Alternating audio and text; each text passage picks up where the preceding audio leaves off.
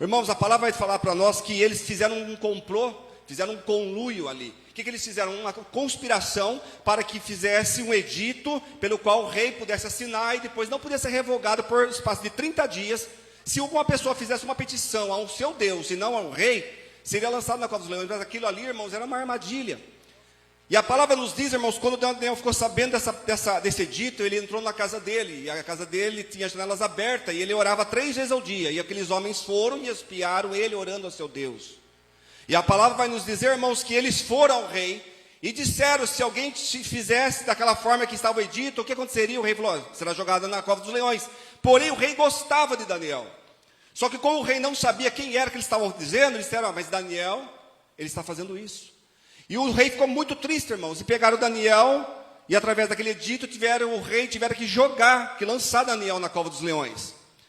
O que me vai chamar a atenção aqui, irmãos, é que Daniel foi colocado na cova dos leões, mas o rei estava a favor dele. O rei não quis dormir aquela noite, pedindo para que os instrumentistas não tocassem músicas. Naquela época eles tocavam música para que o rei pudesse dormir mais rápido, mais cedo. Então o rei, irmãos, ele passa a noite ali praticamente em jejum, naquela vigília acordado, pensando, porque ele gostava de Daniel. E a palavra vai nos dizer que assim que amanheceu o dia, o rei correu até a cova pedindo para que Daniel respondesse. Daniel, Daniel, servo de Deus vivo, será que você ainda está vivo? Seu Deus te livrou? E Daniel gritou, sim, meu rei, vive para sempre. O Deus qual eu sirvo enviou o seu anjo e fechou a boca dos leões. Mas o louvor que nós lemos aqui agora de pouco diz que a igreja do Senhor não parou, ela não morreu ali diante dos leões. Os leões não puderam parar a igreja do Senhor. Aquilo ali não era a história de Daniel, aquilo ali era a história dos romanos, na era de 70, do qual a palavra secular, os livros históricos seculares vão dizer que César perseguiu os cristãos, e os judeus apoiaram essa investida dos cristãos, e eles pegavam os cristãos e levavam para as arenas, da qual era o Coliseu, do qual hoje ainda existem umas ruínas lá desse Coliseu. E nós sabemos, irmãos, que eles faziam como fosse um circo, e eles colocavam os cristãos em cruz, e ateavam fogo, vivos, e eles colocavam os cristãos ali, e faziam todo tipo de tortura, e uma delas era abrir as covas, ali as portas, e aqueles homens ali, as mulheres, seus filhos em colo, suas crianças no colo, seus pequenos meninos do lado, eram estraçalhados pelos leões. Isso não se fala mais hoje. Então servia a Cristo, irmãos, para que o evangelho chegasse até nós, muito sangue foi derramado, muitas pessoas deram sua vida, filhos foram perdidos.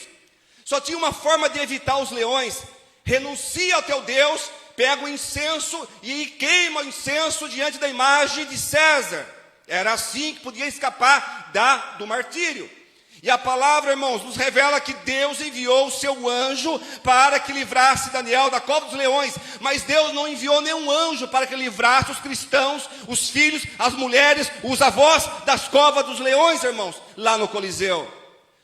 E o que eu quero dizer com isso? Eu quero dizer com isso, irmãos, que nem sempre as coisas vão sair da forma que nós estamos pensando. Nem sempre Deus vai livrar, talvez nós, ou talvez um ente querido nosso. Porque Deus não trabalha em cima daquilo que eu penso ou daquilo que eu imagino. Deus é soberano, Ele faz da forma que Ele quer. Mas todas as coisas, a Bíblia diz que contribuem para o bem daqueles que amam a Cristo.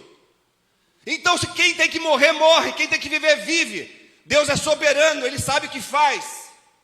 Se Deus falar, vai morrer, vai morrer. Se Deus falar, eu tiro da morte, vem para a vida. Deus tira da morte, traz para a vida. Então não fique impressionado, não fique assustado, porque a forma que Deus trabalha, Ele faz da forma como Ele quer. Se você está aqui hoje, você é uma pessoa salva, glorifique o Senhor, porque outra hora nós estamos destinados a estarem para o inferno.